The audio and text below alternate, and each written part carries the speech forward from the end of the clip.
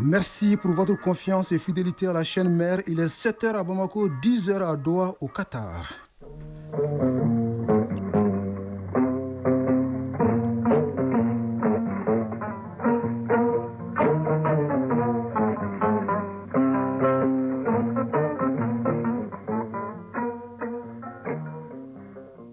Le journal Bourama Traoré.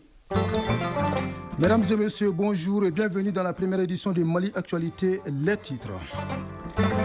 De nouvelles plateformes digitales pour sécuriser les paiements et informatiser les procédures d'attribution et de gestion des terres au Mali.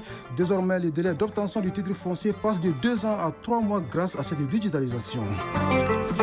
Les conseillers de la République au contact de la population malienne. Objectif, recueillir ses besoins et attentes qui seront consignés dans un rapport pour le gouvernement.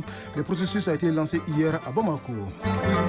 C'est une rencontre surprise. Les présidents congolais et rwandais s'entretiennent au Qatar sous l'égide de l'émir. Félix Tshisekedi et Paul Kagame réaffirment leur engagement à un cessez-le-feu immédiat et inconditionnel à l'est de la RDC.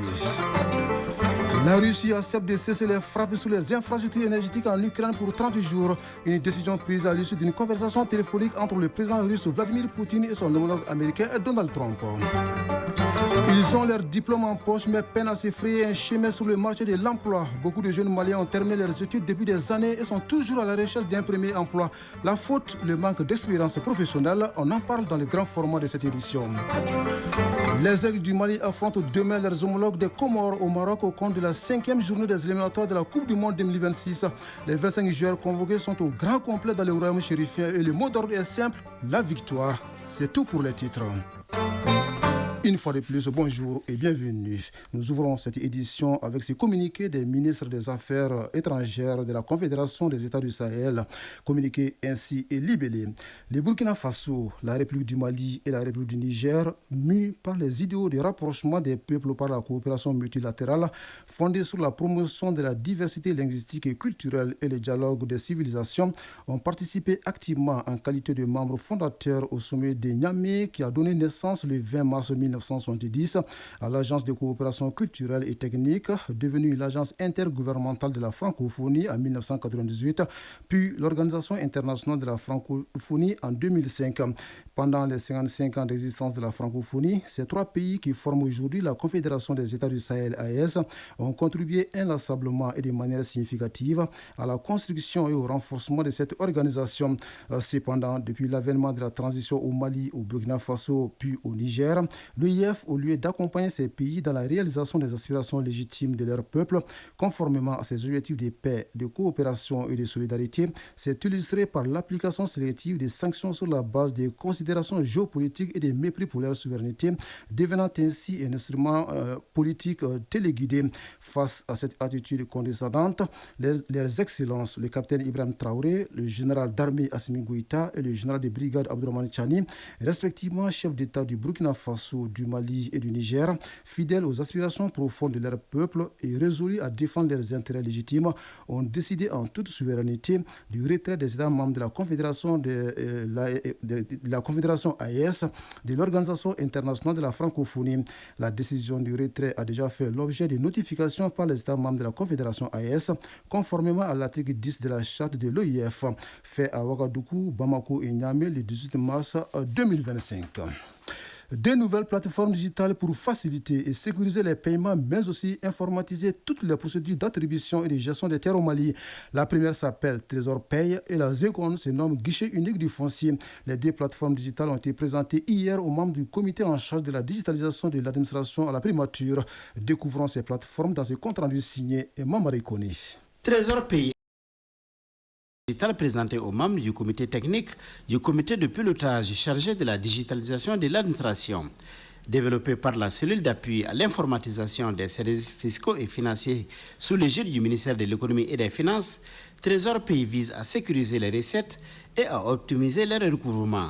Son architecture a été expliquée aux membres du comité. Alucine Sanou, ministre de l'économie et des finances. Trésor Paye, pour l'instant, c'est le nom qu'on lui a donné en attendant vraiment de lui donner un nom plus approprié. Donc Trésor Paye est un système de paiement qui est directement interconnecté sur les comptes du Trésor. Donc Trésor Paye est un système qui va permettre chaque fois qu'on a digitalisé un service, donc de pouvoir aller récupérer et collecter directement les ressources pour pouvoir les déverser directement dans les comptes du Trésor sans qu'il y ait des versements espèces, sans que ça passe par des mains. Un système qui va favoriser donc plus de sécurité pour les recettes de l'État, plus de transparence dans la gestion des ressources publiques et plus d'efficacité. La réalisation du guichet unique du foncier est une activité majeure du ministère en charge des domaines et s'inscrit dans le cadre du programme d'action du gouvernement 2025-2026. Piloté par le secrétariat permanent de la réforme domaniale et foncière, le guichet unique du foncier vise à faciliter et à simplifier les formalités domaniales et foncières en permettant aux usagers d'effectuer en un même lieu plusieurs opérations. Emirane Abdoulaye Touré, ministre de l'Urbanisme, de l'Habitat, des domaines de l'aménagement du territoire et de la population. Le guichet unique du foncier, qui est un système digitalisé, en tout cas de toute la procédure d'immatriculation des titres fonciers. C'est-à-dire que l'accès à la terre, digitaliser l'ensemble de la procédure d'acquisition d'une parcelle en République du Mali. Cette digitalisation-là permet effectivement de réduire considérablement les délais de traitement des dossiers et aussi d'éviter aux citoyens, en tout cas toutes les tracasseries de l'ancienne procédure. Vous savez, aujourd'hui, pour avoir un titre foncier, ce n'est pas moins de 2 ans. Et avec cette digitalisation-là, en 3 mois, vous pouvez avoir votre titre foncier. La base des données centrales du système d'information foncière guichet unique du foncier est conçue de manière à pouvoir recevoir les données domaniales et foncières de toutes les communes du Mali. Les membres du gouvernement ont soulevé des préoccupations ayant trait à la sécurisation des 2 plateformes et à la signature électronique, entre autres. Pour sa part, le chef du gouvernement a félicité les experts pour la qualité du travail avant de les inviter à voir les solutions proposées par les ministères de l'Éducation nationale, des infrastructures et des transports, ainsi que de l'industrie et du commerce. Toutes les plateformes seront présentées au chef de l'État en vue de la concrétisation de sa vision pour la digitalisation de l'administration malienne. En attendant la présentation des nouvelles plateformes au chef de l'État, les conseillers de la République, eux, sillonnent le pays depuis hier. Objectif, recueillir les besoins et attentes de la population malienne. Ils se rendront également auprès de nos compatriotes établis à l'extérieur pour le même exercice, à l'issue duquel un rapport contenant ces besoins et attentes sera élaboré et soumis au gouvernement. Ici à Bamako, le président du Conseil économique, social, environnemental et culturel a lancé le processus en commune 3. C'était en présence de notre reporter Alousseni Touré. La mission de collecte des besoins, attentes et problèmes est une disposition fixée par la loi. Elle oblige le Conseil économique, social, environnemental et culturel à rencontrer la majorité des Maliens de l'intérieur comme de l'extérieur afin de recueillir leurs préoccupations. Celles-ci sont consignées dans un recueil et transmises au gouvernement. En accueillant la mission, la maire de la commune 3 a indiqué que le CESEC est un élément important dans le dispositif politique de notre pays. Djire Mariam Diallo. Je voudrais tout d'abord saluer le Conseil économique, social, culturel et environnemental, institution de la République proche et soucieuse des aspirations des populations. Je salue votre démarche de recueil et de restitution des besoins, des attentes et des problèmes de la société, démarche que je qualifie de pédagogique. Le choix de la commune 3 pour lancer cette mission est le fruit d'une réflexion interne au CESEC. Aussi, le président de l'institution a appelé la population à participer activement au débat afin de lui conférer un caractère inclusif. Yacoba Katile, président du Conseil économique, social, environnemental et culturel. Toute initiative de développement efficace repose sur la concertation et la mobilisation de toutes les forces vives de la nation. C'est pourquoi j'adresse un appel pressant aux organisations de la société civile, aux services techniques de l'État, aux collectivités territoriales et aux partenaires sociaux pour qu'ils prennent une part active à cette mission. D'autres missions du CESEC se rendront dans les différentes régions et auprès de nos compatriotes établis à l'extérieur pour le même exercice. Et un autre exercice débuté hier à Bamako est celui de validation officielle des documents stratégiques sur les solutions durables au Mali. Une rencontre qui vise à renforcer l'engagement étatique et le leadership national dans la structuration de la vision et de la réponse aux besoins des personnes déplacées internes. On en parle avec Djemba Moussa Konaté. À travers cette cérémonie de validation officielle des documents stratégiques sur les solutions durables, les acteurs de la santé entendent trouver des réponses durables à la problématique des déplacements internes au Mali. La mise en œuvre des documents stratégiques sur les solutions durables au Mali est nécessaire pour délivrer des dividendes de paix durable axés sur la justice, les secteurs sociaux de base, entre autres. Kassim Diagne, coordinateur résident du système des Nations Unies. La réponse à la question des déplacements internes est complexe. Le plan d'action du secrétaire général des Nations Unies montre que l'interdépendance entre les conflits, les changements climatiques, les épidémies, catastrophes naturelles et autres met à rude épreuve les efforts des États dans leur volonté de trouver des réponses durables aux déplacements internes. Les documents de stratégie sur les solutions durables au Mali soumis à validation comprennent 8 critères de solutions durables.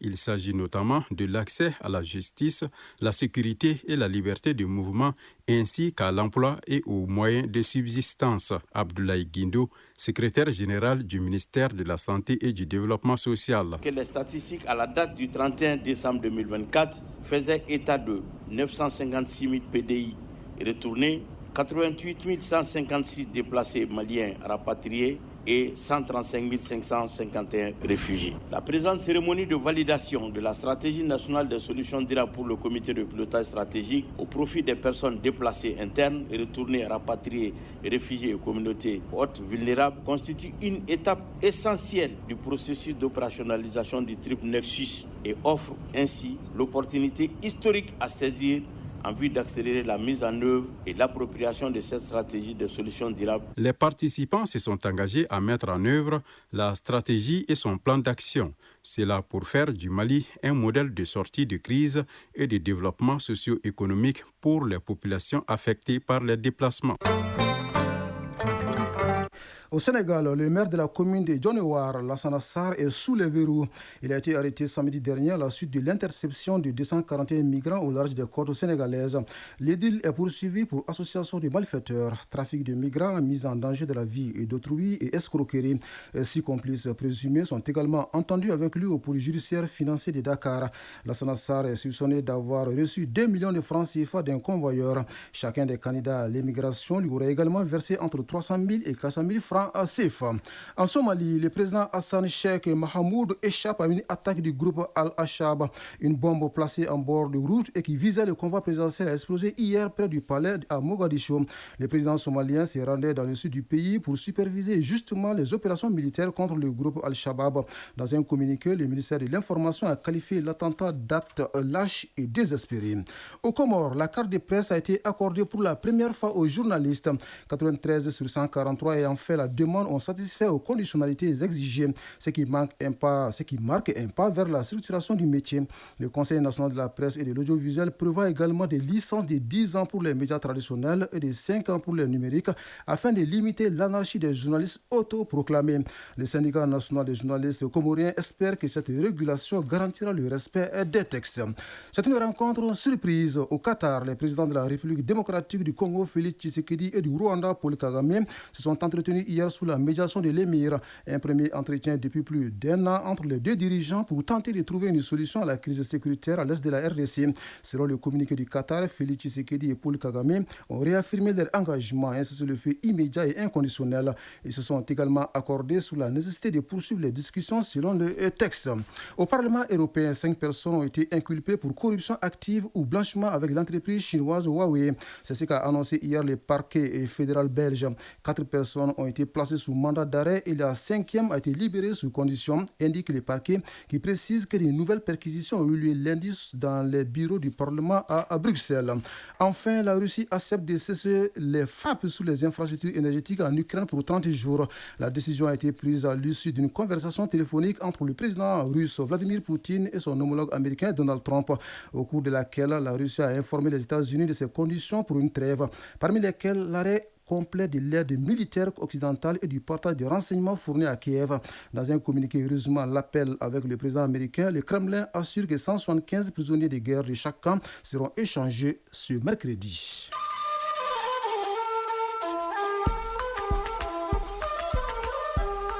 AES Actualité.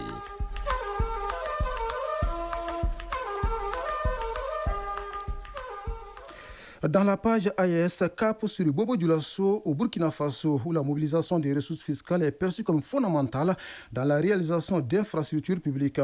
Une réflexion est engagée pour identifier des solutions concrètes afin d'améliorer la gestion des bassins de rétention d'eau et des canalisations. Au finish, réduire les risques d'inondation dans la ville. Fidel Sow de Radio Burkina nous donne d'autres détails. Pour soulager la souffrance des riverains du secteur 18 de Bobo, du camp Ouézin Koulibaly et de la RTB au bassin pendant la saison pluvieuse, le ministre des Infrastructures a organisé une rencontre d'échange autour d'un projet de réalisation des bassins d'eau et des canalisateurs à Bobo Dioulasso. Adama Luc Sorgho, ministre des Infrastructures et du désenclavement. Nous nous sommes retrouvés pour réfléchir sur les problèmes de drainage des eaux à la ville de Bobo, plus précisément au niveau du camp et de manière générale au niveau du secteur 18. Alors nous avons un projet notamment de développement des villes urbaines qui doit démarrer et qui doit concerner effectivement le drainage des eaux dans une partie de la ville de Bobo. Nous avons essayé de réfléchir pour voir dans quelle mesure nous pouvons essayer d'associer ce projet à contribuer notamment à résoudre le problème du drainage des eaux sur la partie du camp et justement vers la RTB. Cette rencontre du ministre Sorgho est bien appréciée par le chef de bataillon Lassane Porgo, commandant de la 2e région militaire de Bobo. Nous apprécions cette rencontre à sa juste valeur et nous remercions Monsieur le ministre des Infrastructures avec toute sa délégation et aussi les services techniques régionaux et communaux qui depuis un certain temps luttent pour trouver des solutions pour les inondations de façon générale dans la ville de Bobo et particulièrement ce qui concerne la caserne, le camp Ouézin et ses environs. Au sortir de la rencontre, des instructions ont été données aux techniciens des aménagements par le ministre Sorgho afin de faire en sorte que la problématique soit réglée avant la saison des pluies. Oui, une autre problématique qui reste à régler est celle du terrorisme. Dans la région de Difa au Niger, les éléments de Boko Haram ont attaqué le poste militaire de Tchetima Wango, une attaque vigoureusement repoussée par l'armée nigérienne. Le gouverneur de Difa en a fait le constat au cours d'une visite sur le terrain, sous les pas du chef de l'exécutif régional Aliou Ibrahim de la Voix du Sahel. Le gouverneur de la région de Difa, le général de brigade Mohamed Ibrahim Bagadoma, a effectué une visite de soutien et de reconnaissance au poste militaire de Tchetima Wango, victime d'une attaque terroriste perpétrée par les éléments de la secte Boko Haram. Cette visite avait pour objectif de féliciter les forces armées pour leur courage et leur engagement à défendre le Niger. Au cours de cette visite à Tchetima Wango, le général de brigade Mohamed Ibrahim Bagadoma a adressé aux éléments des forces armées la gratitude et les encouragements du général de brigade Abdraman Chani, président du Conseil national pour la sauvegarde de la patrie, chef suprême des armées. Ça fait des années maintenant qu'on nous livre cette guerre que nous n'avons pas méritée. Mais loin de nous l'idée de faiblir. Nous allons continuer à nous battre jusqu'à ce que le dernier ennemi de notre pays tombe. Et c'est pour cela que nous sommes venus vous apporter notre soutien total. Le gouverneur a rappelé que cette attaque n'étant qu'un exemple parmi tant d'autres. Cependant, il a assuré que les autorités du Niger ne ménageraient aucun effort pour renforcer les capacités des forces de défense et de sécurité afin de garantir la paix et la stabilité dans la région de Difa. Nous sommes là également pour vous dire que tous les moyens seront mis en œuvre pour rechercher ces éléments ennemis et les traiter comme ils le méritent. Déjà sur le trajet pour arriver ici, j'ai eu des informations qui nous confirment la mise hors d'état de nuire de la plupart d'entre eux. Et le combat se poursuit. Ils vont sans doute se reconstituer, ils vont sans doute chercher à nous porter des coups, mais nous n'allons jamais faiblir ni baisser les bras. La visite du gouverneur de Difa à la base militaire de Tchetima Wango a permis de rendre hommage à la bravoure et à l'engagement des forces armées nigériennes face aux attaques terroristes. Les hommes de ce poste de Tchetima Wango ont un moral d'acier.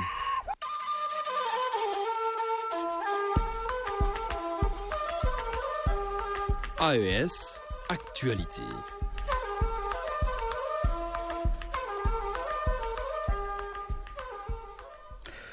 Ils ont leur diplôme en poche mais peinent à se frayer un chemin sur le marché de l'emploi. Beaucoup de jeunes Maliens ont terminé leur cursus scolaire depuis des années et sont confrontés à une réalité, celle du manque d'expérience professionnelle, devenu pour nombreux employeurs un critère déterminant.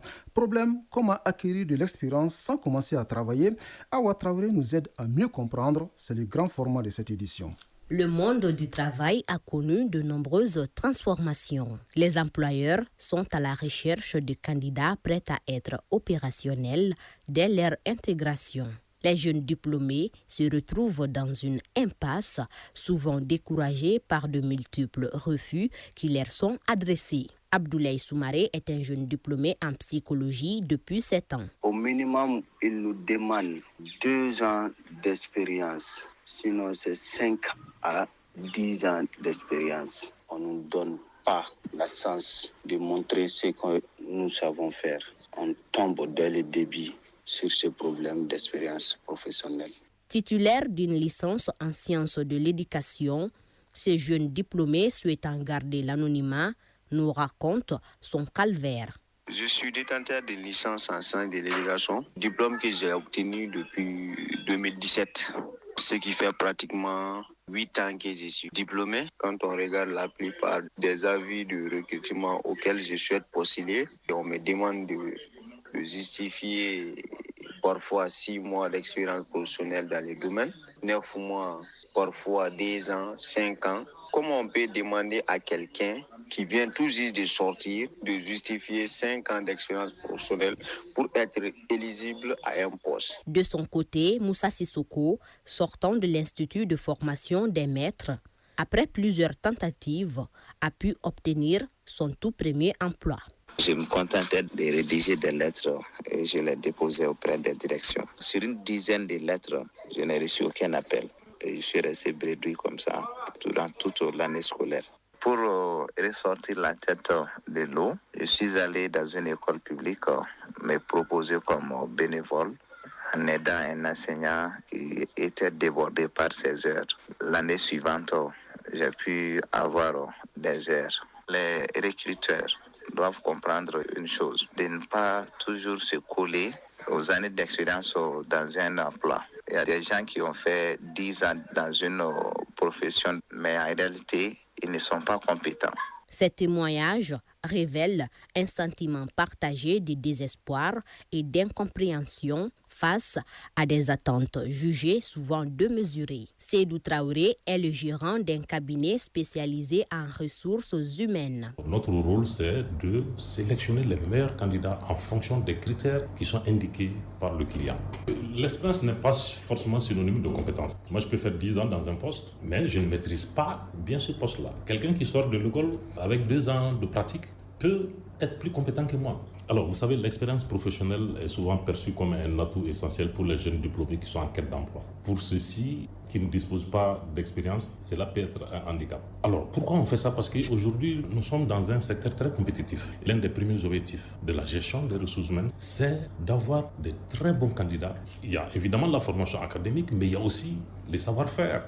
Les savoir-faire, c'est la mise en œuvre de ce que vous avez appris à l'école. Face à cette réalité, l'État joue sa partition avec des initiatives pour aider les jeunes diplômés à acquérir de l'expérience nécessaire, d'après Seydou Traoré, gérant d'un cabinet spécialisé en ressources humaines. Aujourd'hui, je crois que l'État a compris, l'État malien en tout cas a fait un grand pas dans ce domaine. Il y a une ordonnance qui a été prise dans ce sens pour instaurer les stages de qualification. Donc l'ordonnance dit que les jeunes diplômés qui sortent de l'école qui ont moins de 35 ans peuvent être reçus. Partent souvent dans des structures publiques, l'administration et ses démembrements, les organismes personnalisés. Il y avait eu des facilités sur le plan fiscal pour les entreprises qui recevaient ces jeunes diplômés-là. Alors nous, dans nos recrutements, nous comptabilisons cela en termes d'expérience. Qu'est dit le Code du travail concernant l'expérience professionnelle? Mokhtar Konaté, inspecteur du travail. Vous ne trouverez pas à travers le Code du travail l'expérience professionnelle comme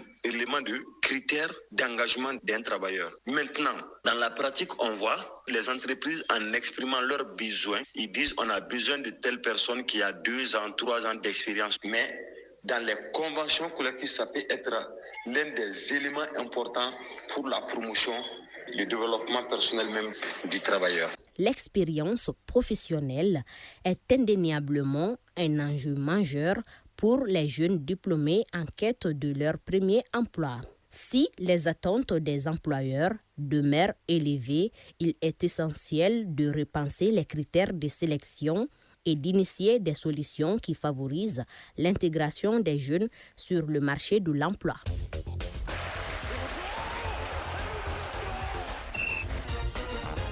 L'actu des sports de ce mercredi est 100% football. D'abord, la CAN des cadets. Les Aiglonnais quittent demain jeudi Bamako pour Tunis afin de poursuivre leur préparation en vue de la phase finale prévue du 31 mars au 19 avril au Maroc. Quant aux Aigles, ils sont déjà dans le royaume chérifien depuis quelques jours pour livrer 2 matchs importants contre le Comores et la Centrafrique au compte des 5e et 6e journées des éliminatoires de la Coupe du Monde 2026. La bonne nouvelle, les 25 joueurs convoqués ont tous répondu présents. On en sait davantage dans la synthèse de l'actualité sportive qui porte la signature de Aridou Matina. En regroupement au Maroc en vue des rencontres de la 5e et 6e journée des éliminatoires de la Coupe du Monde 2026 zone Afrique, les Aigles du Mali ont effectué hier mardi leur 2e séance d'entraînement après celle de lundi. Le sélectionneur des Aigles, Tom Saint-Fit, qui a désormais à sa disposition l'effectif au grand complet, a profité de cette véritable séance d'entraînement pour mettre en place son système tactique pour affronter demain jeudi les Comores à 21h au grand stade de Berkane. Cette rencontre de la 5e journée contre les Comores est une belle opportunité pour le capitaine Yves Bissouma et ses coéquipiers en vue de se relancer dans le groupe I. Pour ce faire, il faudrait que les Aigles se donnent à fond. Tom Saint-Fit, sélectionneur national. Ça ne va pas être facile, mais je suis content. Les 2 matchs sont au Maroc. Les pelouses sont bien, les stades, les hôtels. Il y a moins de spectateurs. Il n'y a pas d'excuses. On doit faire tout et on doit battre, mais on doit respecter l'adversaire. On sait que ce n'est pas facile, ce sont de bonnes équipes avec leur qualité. Contre Comores et contre Centrafrique République, ce n'est pas la qualité qui va décider qui va gagner, c'est la mentalité. Les éliminatoires du Mondial 2026 zone Afrique, ce sont 10 matchs et après 4 journées dans le groupe I, le Mali est 4e avec 5 points, 3e Madagascar 7 points, le Ghana à 9 points, 9 unités également pour les Comores, leader du groupe. La République centrafricaine est 5e avec 4 points et le Tchad est dernier du groupe avec 0 points, 4 matchs, 4 défaites. Le programme de cette 5e journée dans le groupe I. Cet après-midi à 16h, les Fauves de Bazou-Bangui de la République centrafricaine jouent contre les Barrières de Madagascar. Demain jeudi, les Comores reçoivent le Mali. Et vendredi 21 mars, les Black Stars du Ghana accueillent les Sao du Tchad. À suivre ce mercredi 2 autres rencontres. Dans le groupe D, Eswatini, qui est en dernière position avec 0 points après 4 sorties, accueille le leader de ce groupe, les Lions indomptables du Cameroun, qui compte 8 points. Et toujours cet après-midi, à 16h, les Lionsards du Libéria, 3e du groupe H, affrontent les Aigles de Carthage de la Tunisie, leader du groupe avec 10 points. Autre compétition, la CAN des cadets prévue au Maroc du 30 mars au 19 avril prochain. Qualifiée pour cette phase finale, l'équipe nationale des moins de 17 ans du Mali, autrement dit les Aiglonnais, s'envole demain jeudi pour la Tunisie pour poursuivre la préparation avant de rallier le Maroc pour la CAN U17 qui débute le 30 mars. Rappelons que le Mali est logé dans le groupe A en compagnie du pays hôte le Maroc, la Zambie et les Comores. Championnat national Ligue 1 professionnel pour terminer, les 2 derniers matchs de la 15e journée ont été joués hier mardi. L'AS Bakaridjan s'est incliné 1-0 devant l'US Bougouni qui s'offre ainsi une bouffée d'oxygène dans le classement. L'équipe de la cité du Bani Mounitié occupe désormais la 8e place avec 18 points. Et large victoire du FC Djara 4-0 face à Binga FC. Après 15 journées, c'est le Djoluba Athletic Club qui est en tête avec 34 points. Et à la 14e et dernière place, on retrouve les Étoiles du Mandé avec 9 points, moins 15. C'était la page sport et c'était la signature de Aridou Matina, une page sport qui met d'ailleurs un terme à cette première édition de Mali Actualité qui vous a été servie par un trio. À la mise en onde, Soumela Diarra, à la mise en ligne, Amadou Sow et au micro, Brahma Traoré. Après la page météo avec Mamadou Keita, Doudou Tembeli s'installe pour la lecture des avis et communiqués. Les prochains rendez-vous avec l'information, c'est à 13h. Merci à vous de nous avoir suivis. Belle journée à vous, où que vous soyez.